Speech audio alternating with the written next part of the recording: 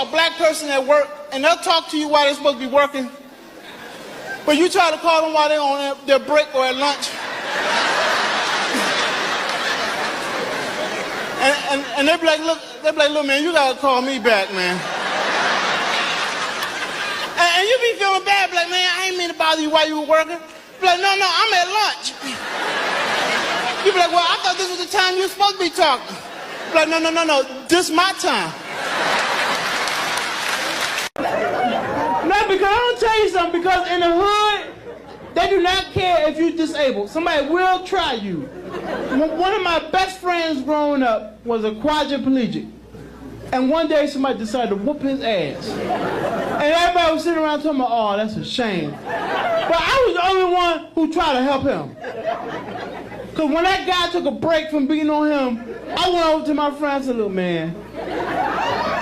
I said, I know you can't move your arms or legs, but you need to try to bite this boy or something.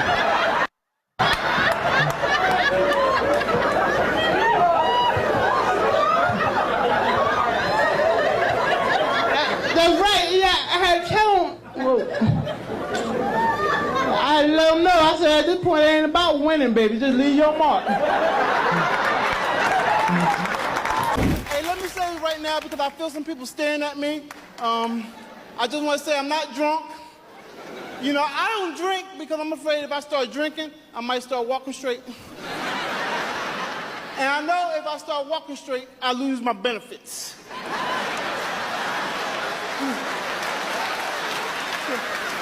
Matter of fact, when I meet women, I tell women, I say, look, you know, there's a lot of people getting laid off nowadays.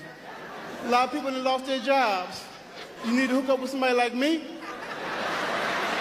because I'm guaranteed some kind of money, either on the first or the third. And one thing about black people I love, man, a lot of times they don't care where you at when they recognize you. Because one time I was in the Social Security office and I was sitting in the waiting area. And this guy walked in and he said, yo, man, I know who you are. You funny as hell. I done been to a lot of your shows. And I had to tell him, I just said, yo, not in here. I said, in here I ain't shit, man. I'm gonna tell you, a lot of things are changing, man. Like customer service at the airport, it's not the same no more. I put a request in for a wheelchair so I can go to baggage claim. Yeah, because I had a flight a few days ago, and when we landed, I asked the lady about the wheelchair. I said, excuse me, miss, I put a request in for a wheelchair. She said, look, it ain't coming. She said the guy was here, but he got mad because the plane was taking too long, so he left. Just be careful. Y'all feeling good, because I'm not. No, man, because I got robbed today, man. I'm coming out to 7-Eleven, minding my business. Some dude come up to me like, yo, man, give me that wallet. I'm like, damn, all right, you got it. Just stay cool, He started looking at me like, what you doing? I said, I'm taking out my money. You said you wanted my wallet.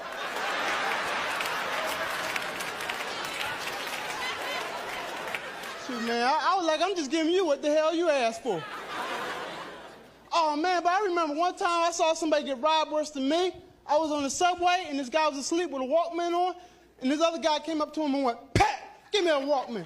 The guy took it off, and he came back and sat down next to me, and the guy who took it, he was like, don't you look at me. Because if you look at me, I'm going to shoot you. Now, at this point, I'm saying to myself, if this guy pulls out a gun and makes a mistake and shoot me in my head, that's going to mess up my whole thinking process. And see, the reason why I didn't get into a lot of fights was because of the way I walked. So it meant I could talk about people to their face and get away with it. Because see, they just be like, Charles, you lucky you walk like that. Because if you didn't, I would have knocked you out. And they should have told me that, because I'd be like, well, since you're not going to do nothing.